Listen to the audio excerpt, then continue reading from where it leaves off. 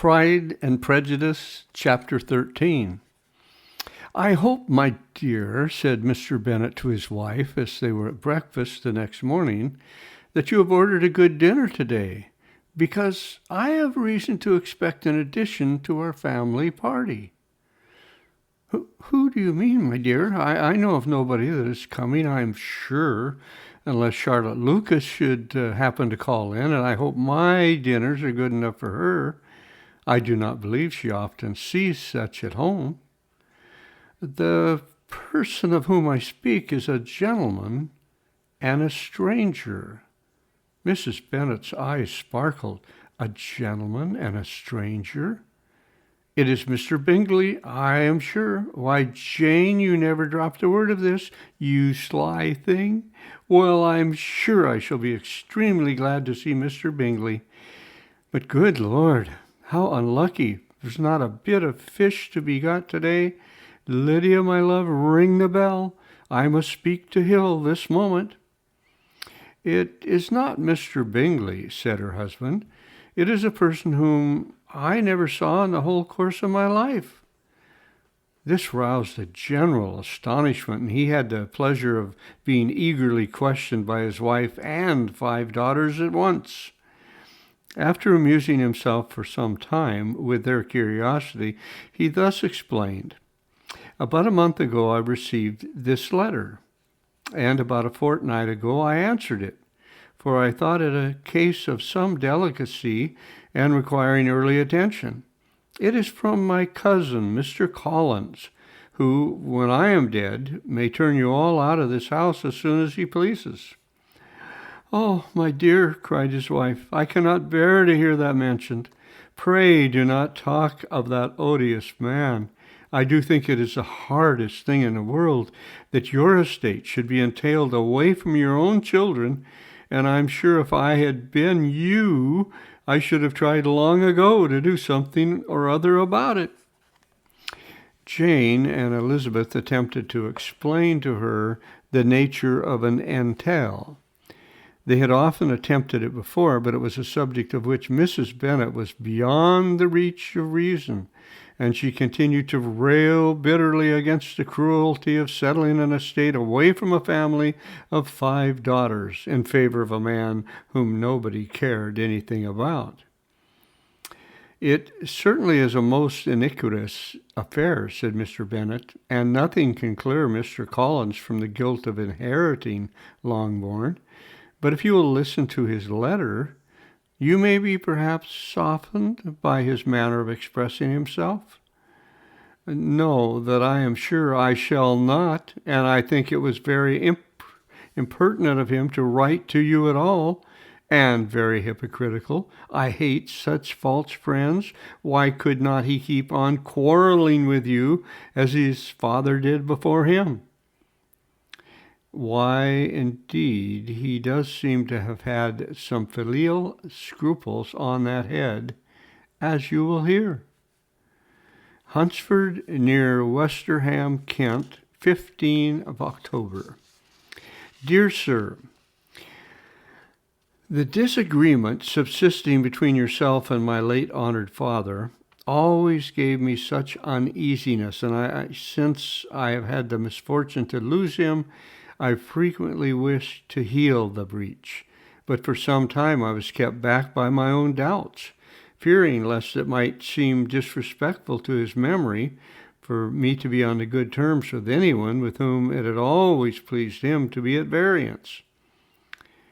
There, Mrs. Bennet.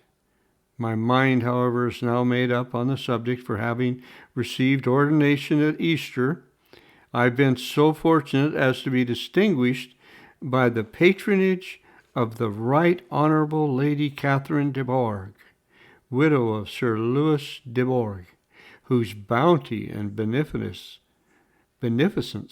has preferred me to the valuable rectory of this parish, where it shall be my earnest endeavour to demean myself with grateful respects toward her ladyship, and be ever ready to perform those rites and ceremonies which are instituted by the Church of England. As a clergyman, moreover, I feel it my duty to promote and establish the blessing of peace in all families within the reach of my influence.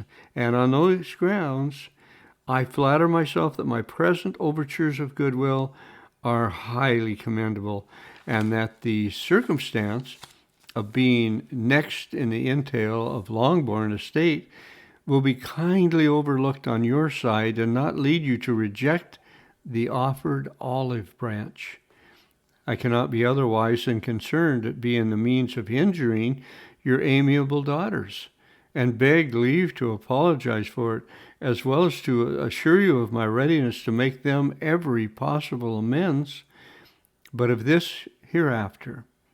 If you should have no objection to receive me into your house, I propose myself the satisfaction of waiting on you and your family Monday, November 18th by 4 o'clock, and shall probably trespass on your hospitality till Saturday night following, which I can do without any convenience, as Lady Catherine is far from objecting to my occasional absence on a Sunday, provided that some other clergyman is engaged to do the duty of the day. I remain, dear sir, with respectful compliments to your lady and daughters, your well-wisher and friend, William Collins. At 4 o'clock, therefore, we may expect this peacemaking gentleman, said Mr. Bennet, as he folded up the letter. He seems to be a most conscientious and polite young man, upon my word, and I doubt not will prove a valuable acquaintance, especially if Lady Catherine should be so indulgent as to let him come to us again. There is some sense in what he says about the girls, however, and if he is disposed to make them any amends, I shall not be the person to discourage him. Though it is difficult, said Jane, to guess in what way he can mean to make us the atonement he thinks our due. The wish is certainly to his credit. Elizabeth was chiefly struck with his extraordinary deference for Lady Catherine, and his kind intention of christening, marrying, and burying his parishioners whenever it were required.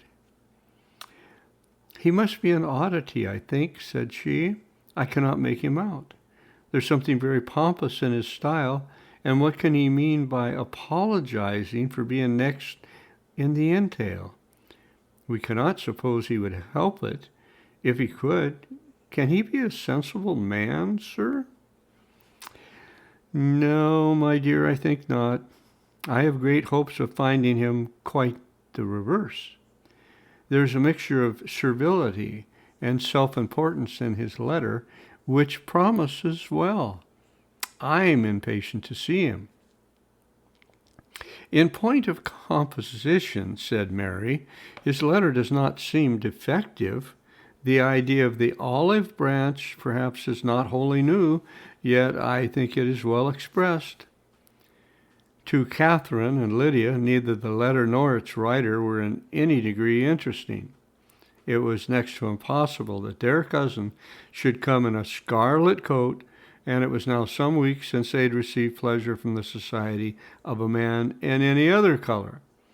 As for their mother, Mr. Collins' letter had done away much of her ill will, and she was preparing to see him with a degree of composure which astonished her husband and daughters. Mr. Collins was punctual to his time, and was received with great politeness by the whole family. Mr. Bennet indeed said little, but the ladies were ready enough to talk, and Mr. Collins seemed neither in need of encouragement nor inclined to be silent himself. He was a tall, heavy-looking young man of 25. His air was grave and stately, and his manners were very formal. He'd not been long seated before he complimented Miss Bennet on having so fine a family of daughters. Said he had heard much of their beauty, but that in this instance fame had fallen short of the truth, and added that he did not doubt her seeing them all in due time well disposed of in marriage.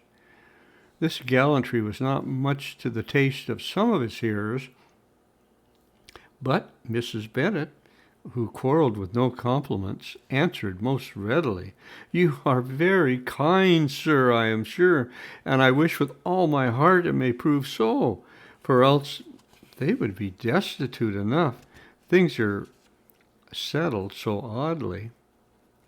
"You allude perhaps to the entail of this estate?" "Ah, sir, I do indeed. It is a grievous affair to my poor girls, you must confess.